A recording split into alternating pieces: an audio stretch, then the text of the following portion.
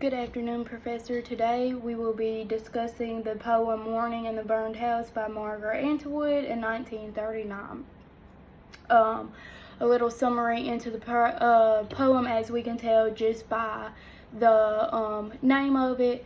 We're going to be discussing a poem about a burned house and how she feels, some things that she sees throughout it, things that she loses and experiences. But throughout the whole entire poem, the first thing I notice is how she switches between modes. So the first mode that I know that she uses would be symbolic. From the first sentence, she goes, "In the burned house, I'm eating breakfast. You understand, there is no house, there is no breakfast, yet here I am." So this is showing off the bat, it adds a layer of meaning. The author is wanting us to engage in what's going on. It's wanting us to imagine what's going on. She's invoking some emotions here, okay? She's using symbolic mode. But then it goes into, the impact that it has on her. There is no breakfast. There is no house. But then she describes right below that, the spoon which was melted scrapes the bowl which was melted also.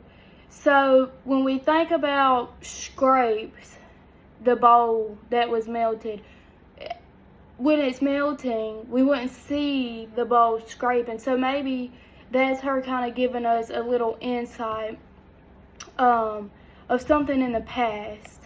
Like she's remembering something from that past life. Maybe something before the fire, that spoon scraping the bowl before it had melted. And that's showing us thematic.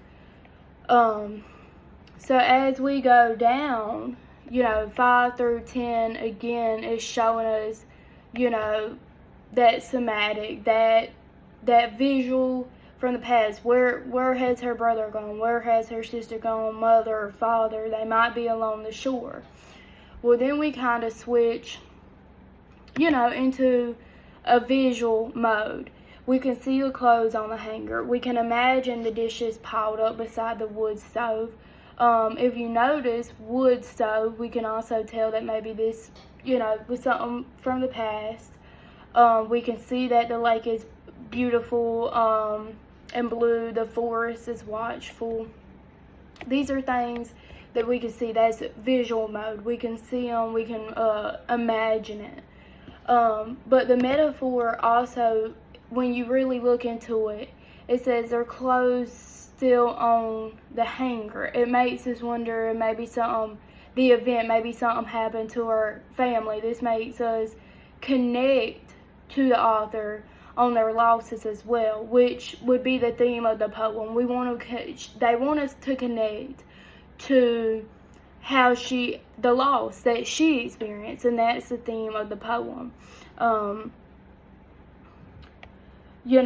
But it also, through this, when she says, "The day is bright and songless," this shows us atmosphere of the poem. So this would be using arrow mode, showing us that atmosphere, showing us that the day is bright, sunny, beautiful, but it's songless. What do we get from songless?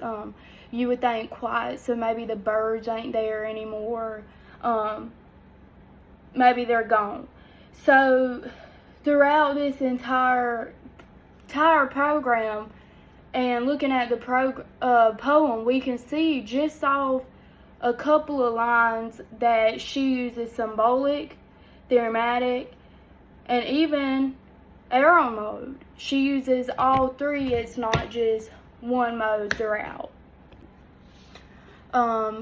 To conclude this, I would definitely say, if you have never read this poem before, it's definitely something intriguing, something that gets you wondering, what all did she go through when she lost all these things, when that fire did happen. And towards the end of the story, she says she's sitting there happy at the breakfast table alone.